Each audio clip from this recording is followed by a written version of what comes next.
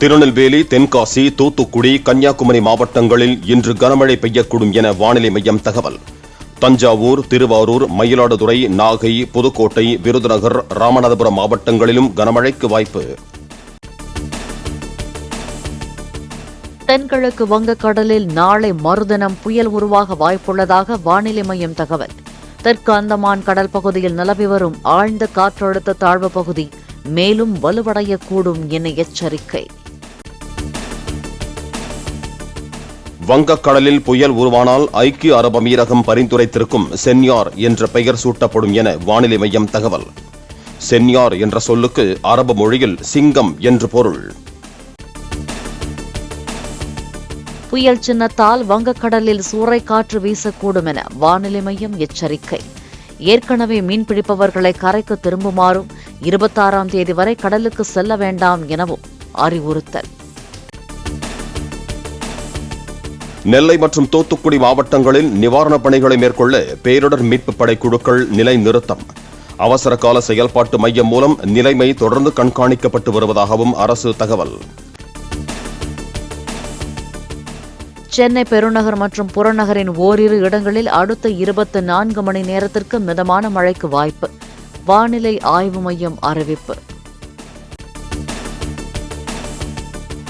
மிக கனமழை எச்சரிக்கையால் திருநெல்வேலி மற்றும் தென்காசி மாவட்டங்களில் பள்ளி கல்லூரிகளுக்கு இன்று விடுமுறை அறிவிப்பு.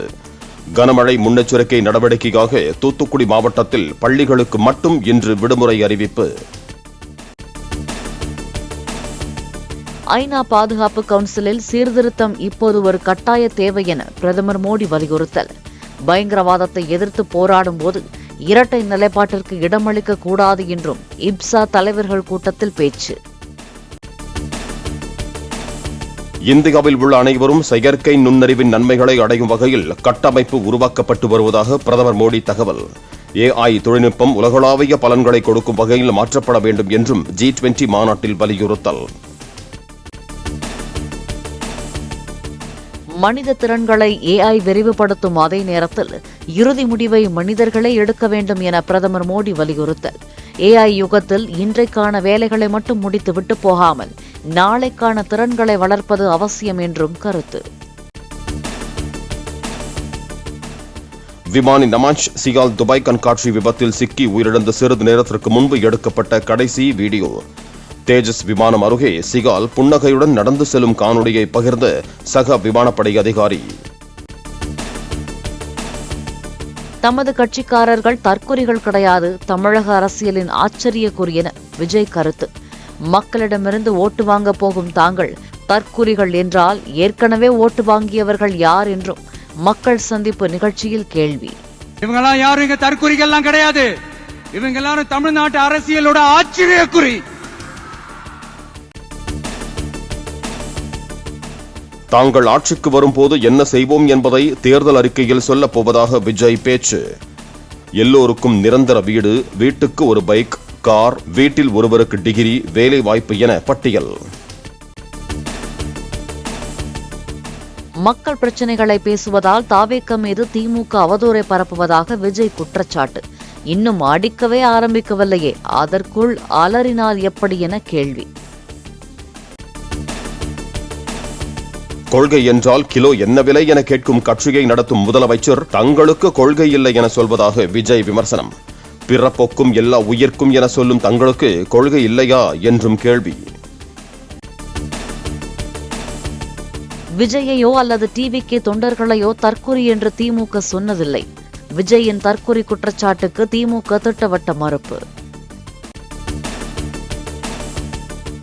விஜய் அள்ளி வீசிய வாக்குறுதிகள் குறித்த கேள்வி.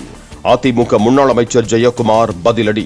அனைவருக்கும் நிரந்தர வீடு, ஒவ்வொரு இல்லத்திற்கும் ஒரு மோட்டார் சைக்கிள், அது இலக்கு, லட்சியம் ஒரு வீட்டிற்கு ஒரு கார் அப்படின்றதெல்லாம் சொல்லியிருக்காரு.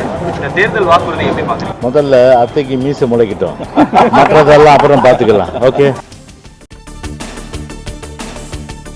புதுச்சேரியில் செய்தியாளரை ஒருமையில் வசைபாடி மிரட்டியதாக சீமான் மீது 3 பிரிவுகளில் வழக்கு பதிவு. தகாத வார்த்தையில் திட்டுதல், தாக்குதல், கொலை மிரட்டல் பிரிவுகளின் கீழ் சீமானின் ஆதரவாளர்கள் மீது வழக்கு பதியப்பட்டது. உன்னை இன்னைக்கு இல்ல ரொம்ப நாளா பாக்குறேன், உனக்கு ஏதோ பைத்தியமாயிட்ட. கேள்வியா கேளு, நீ மரியாதை கேள்வி அல்றா முதல்ல. டேய் நீ முதல்ல கேள்வி கத்துக்கிற போடா. ஒரு பத்திரிக்கை ஒரு மைக்கை தூக்கிட்டு கேமரா எடுத்து வந்தா பெரிய வெங்காயம் மாட்டாங்க முகரையும் போடாங்க.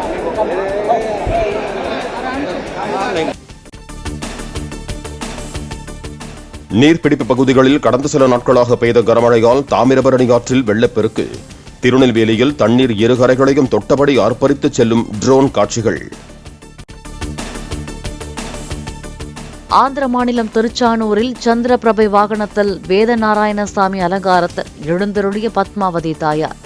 மாட வீதிகளில் வலம் வந்த பத்மாவதி தாயாரை வழிபட்ட பக்தர்கள். டெல்லியில் உள்ள செங்கோட்டையில் நடைபெற்ற சிறப்பு ஒலி மற்றும் ஒளி காட்சி. 9வது சீக்கிய குருவான குரு தேஜ் பகதூரின் 350வது நினைவு தினத்தையொட்டி சிறப்பு ஏற்பாடு.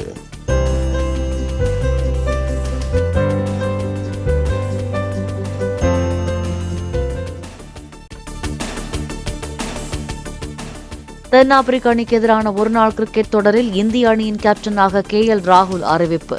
நீண்ட இடைவேளைக்கு பிறகு ருத்துராஜ் கெய்க்வாட்டுக்கு வாய்ப்பு. நட்சத்திர கிரிக்கெட் வீராங்கனை ஸ்மிருதி மந்தனாவின் திருமணம் திடீர் ஒத்திவைப்பு. தந்தைக்கு மாரடைப்பு ஏற்பட்டதை தொடர்ந்து மறு தேதி குறிப்பிடாமல் தள்ளி வைப்பு.